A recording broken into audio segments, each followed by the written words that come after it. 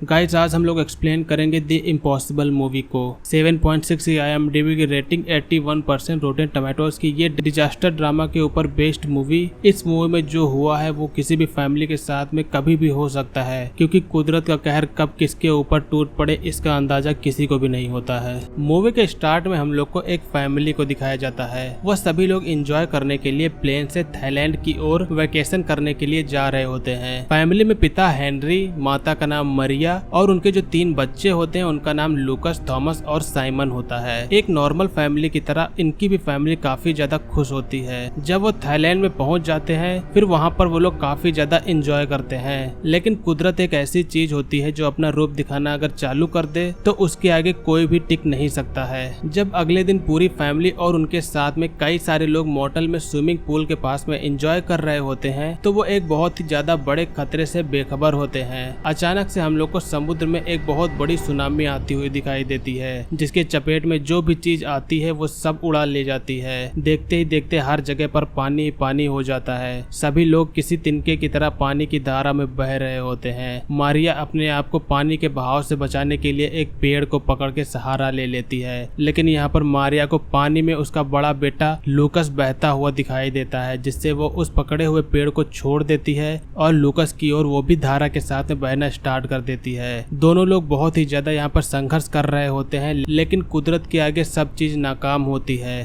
थोड़ी देर बाद किसी तने के सहारे से माँ और बेटे एक दूसरे से मिल जाते हैं, लेकिन उनके अलावा यहाँ पर मारिया के जो हस्बैंड और उनके 2 और बेटे होते हैं उनकी कोई भी खबर नहीं होती है। हर जगह पर पानी ही पानी भरा हुआ होता है। किधर जाना है इस बात का बिल्कुल भी अंदाजा नहीं होता है। दोनों लोग दलदल के रास्ते कम पानी की तरफ जाने की कोशिश कर रहे होते हैं। तभी लूकस को अपने मॉम के पैर पर बहुत ही ज्यादा भयंकर घाव दिखाई देता है, जिससे लूकस अपनी मॉम से कहने ही वाला होता है, लेकिन जब उसकी मॉम लूकस की ओर मुड़ती है तब उनका एक ब्रेस्ट बाहर आ रहा होता है। थोड़ा दूर आगे चलने पर उन्हें एक बच्चे की आवाज सुनाई देती है। वो बहुत तेज रो रो कर हेल्प मांग रहा होता है। लूकस उसकी मदद नहीं करना चाहता है क्योंकि उसे भी मदद की जरूरत है, लेकिन उसकी मॉम मारिया जो होती है वो इमोशनल के द्वारा लूकस को मना लेती है। अब तीनों लोग जाकर एक पेड़ पर चढ़ के बैठ जाते हैं और केवल मदद का इंतजार करते हैं। अब कितनी देर बाद मदद आएगी और उन लोगों को यहाँ से बाहर निकालेगी इसका अंदाजा उनको बिल्कुल भी नहीं था। थोड़ी देर बीत जाती है। कुछ गांव वाले हम लोग को दिखाई देते हैं जो उनकी मदद करने के लिए उनके पास में आते हैं। वो गांव वाले उन सभी लोगों को ट्रक में बैठाकर हॉस्पिटल के लिए ले जा रहे होते हैं, लेकिन लूकस को रास्ते में बहुत ही ज्यादा भयंकर चीजें देखने को मिलती हैं। कई सारे लोग यहाँ पर या तो मर रहे होते हैं या फिर अपने मरने का इंतजार कर रहे होते हैं। जब लूकस अपनी मॉम को लेके हॉस्पिटल पहुँचता है तो वो जगह जो होती है वो बहुत ही ज्यादा क्राउडेड होती है। इतने सारे मरीज होते हैं जो अपनी जिंदगी के लिए लड़ रहे होते हैं या फिर अपनी मौत का इंतजार कर रहे होते हैं। कोई भी जगह ऐसी बाकी नहीं रह गई होती है जहां पर कोई भी पेशेंट ना बचा हो। बेड हो या फिर जमीन, हर जगह पेशेंट ही पेशेंट दिखाई दे रहे होते हैं। लकीली मारिया को इलाज के लिए उसे एक बेड मिल जाता है। डॉक्टर्स उसके घाव को साफ करके पट्टी बांध देते हैं, मगर मारिया के पैर की हालत यहाँ पर बहुत ही ज्यादा खराब होती है। वो लूकस से बार बार यही पूछती रहती है कि उसके पैर का रंग ब्लैक तो नहीं पड़ गया है, क्योंकि अगर ये ब्लैक हो गया तो उसका पैर काटना पड़ेगा।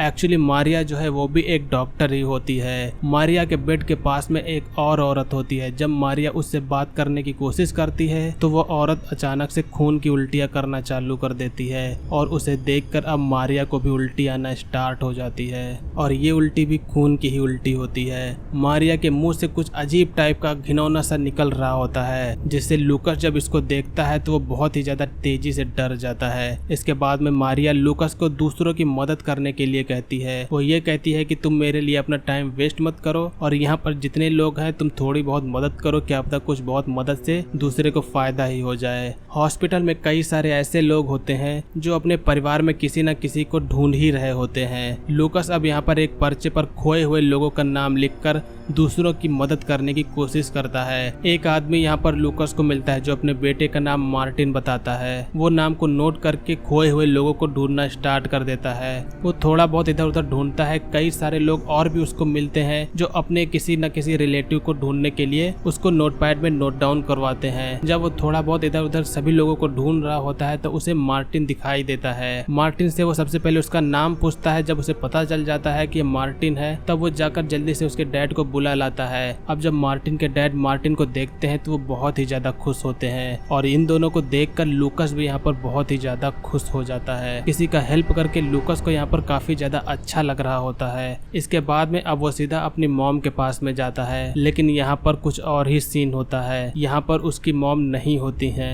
लूकस खूब तेज चिल्लाकर अपनी मॉम को आवाज देता है, जिससे कि बाद में वहाँ की नर्स उससे पूछने के लिए आ जाती है आखिरकार प्रॉब्लम क्या है। नर्स लूकस को ये बताती है कि हमने उनको कहीं और शिफ्ट कर दिया हुआ है। लूकस यहाँ पर काफी ज्यादा डर गया होता है। वो ये सोचता है कि शायद उसकी मॉम मर गई है, इसीलिए उसको रिप्लेस कर दिया गया हुआ है। अब इसके बाद में सीन शिफ्ट होता है और हम लोगों को लूकस के डैड यानी कि हेनरी को देखने को मिलता है। वो एक दलदल के बीच में होते हैं और ऐसा लग रहा होता है कि मानो वो किसी को ढूंढ रहे होते हैं, लेकिन कोई भी मिल नहीं रहा होता है। वो सीधा अब अपने मॉडल के रूम में जाते हैं, जहाँ पर उनको उनके बच्चे यानी कि थॉमस और साइमन मिलते हैं। जब हेनरी अपने बच्चों को देखता है तब बहुत ही ज्यादा खुश हो जाता है। उसे बिल्कुल भी अंदाजा नहीं होता है कि उसके बच्चे यहाँ पर हो सकते हैं। वो यही सोचता है कि शायद उसके अलावा कोई भी बचा हुआ नहीं है। अब यहाँ पर हेनरी अपने बेटों से बातचीत करके ये कहता है कि तुम दोनों को यहाँ से निकल के जाना होगा, लेकिन मैं तुम्हारे साथ अभी नहीं आ सकता हूँ क्योंकि मुझे मारिया और लूकस को अभी ढूंढना है। हेनरी अपने बच्चों को अनजान लोगों के बीच में एक ट्रक में बैठा देता है और वो अपनी वाइफ और बेटे लूकस को ढूंढने के लिए रुक जाता है। हेनरी को यहाँ पर एक आदमी के पास में फोन दिखाई देता है, जिससे हेनरी उससे एक कॉल करने के लिए कहता है, लेकिन वो आदमी फोन की बैटरी लो का बहाना बता के उसे फोन नहीं देता है। हेनरी अब यहाँ पर हर जगह अपनी वाइफ को ढूंढता है, मगर कोई भी उसे नहीं मिलता है। जिसके बाद में वो रोड पर गाड़ी के पास में आकर उसी गाड़ी में बैठकर कहीं अलग चला जाता है। यहाँ पर हेनरी को उसी के जैसे कई और लोग दिखाई देते हैं और सभी लोगों का कोई न कोई खो गया होता है। वो सभी लोग अपनी अपनी स्टोरी बता रहे होते हैं। वो लोग ये बता रहे होते हैं कि उनकी फैमिली में कौन खो गया होता है। जब हेनरी अपनी स्टोरी उन लोगों को बताता है तो उसकी स्टोरी से काफी लोग भावुक होकर एक भला आदमी हेनरी को कॉल करने के लिए अपना फोन दे देता है। हेनरी यहाँ पर सीधा अपने डैड को फोन करके पूरी सिचुएशन बताता है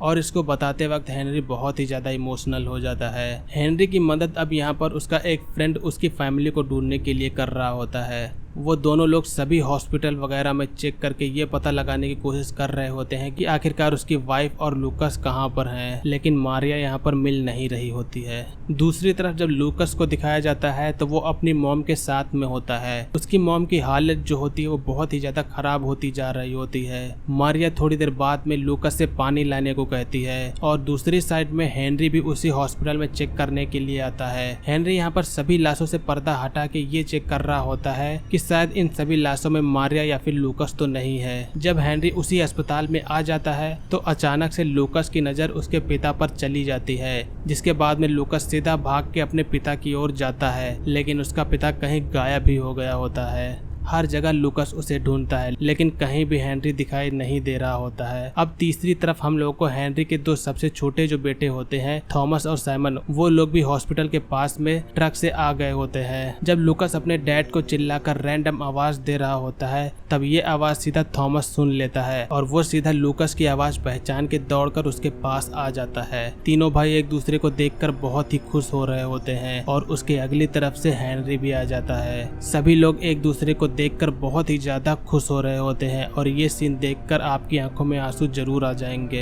हेनरी अब सीधा हॉस्पिटल में जाके मारिया के पास जाता है। मारिया अब जब हेनरी को देखती है तो उसे बिल्कुल भी विश्वास नहीं हो रहा होता है। वो ये सोचती है कि शायद वो मर चुकी है, लेकिन हेनरी उसे ये बताता है कि नहीं, तुम जिंदा हो और अब सब ठीक हो जाएगा। मारिया की हालत होती है वो बहुत ही ज्यादा खराब हो चुकी होती है। अगर उसे अर्जेंट मेडिकल असिस्टेंस ना मिले तो उसके पैर की पोजीशन जो है वो काफी ज्यादा खराब हो सकती है और जो पॉइजन है उसके शरीर में भी फैल जाएगा। अगले दिन हेनरी के डैड उनके परिवार के हेल्प के लिए एक प्राइवेट जेट को भेजते हैं। अब सभी लोग प्लेन में बैठकर सिंगापुर जा रहे होते हैं। मारिया खिड़की से जब बाहर हुए तबाही को देखती है तो वो रोने लगती है और यहीं पर मूवी का एंड होता है। सो दोस्तों, ये थी हमारी कुदरत के डिजास्टर पर बेस्ड और बहुत ही ज्यादा इमोशनल मूवी जिसका नाम है द इम्पॉसिबल। मूवी बहुत ही ज्यादा इमोशनल से भरी हुई है। उम्मीद करता हूँ कि आप लोग को ये मूवी का एक्सप्लेनेशन पसंद आया होगा। मूवी का एक्सप्लेनेशन अगर आप लोगों को पसंद आया हो तो वीडियो को लाइक करिएगा, चैनल पर नए हो तो सब्सक्राइब करिएगा। आप लोग हमसे बात करने के लिए हमारे इंस्टाग्राम को फॉलो कर सकते हैं। आज की वीडियो के लिए बस इतना ही, मिलेंगे अगली वीडियो में, तब तक के लिए बाय। जय हिंद, वंदे मातरम।